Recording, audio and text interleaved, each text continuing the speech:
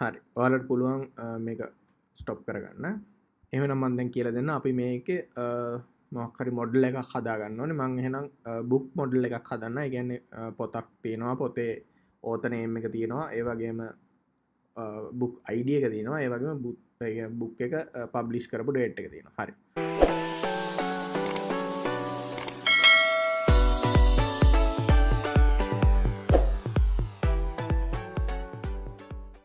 ඔයාලට එහෙනම් මෙතන Java class එකක් හදාගන්න පුළුවන් book කියලා. හරි.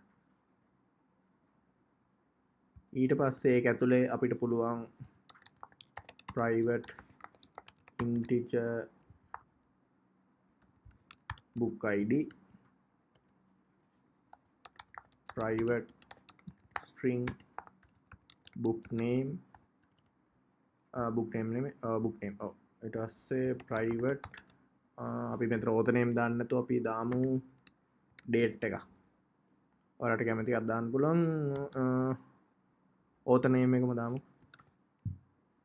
නෑ ඔයාලට date function එකත් use වෙන හින්දා date එක දාමු. private date publish හරි. මෙතන date එක ඔයාලට util එකෙන් import කරගන්න වෙනවා. හරි.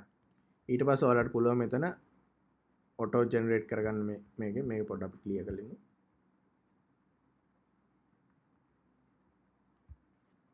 right click කරලා source getters and setters ටික අපි මුලින්ම generate කරලිමු.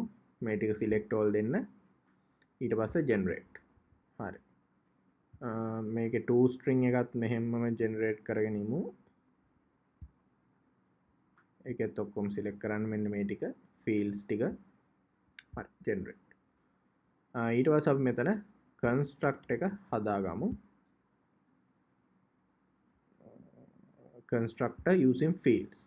හරි. ඒකේ ඔක්කොම fields ටික select කරලා ඔයාලට generate කියන එක click කරන්න පුළුවන්. හරි. එහෙමනම් දැන් අපි හදලා තියෙන්නේ අපේ construct එකයි අපේ දැන් book model එක හදලා තියෙන්නේ. හරි. එහෙමනම් ඔයාලට පුළුවන් මේක save කරගන්න. හරි.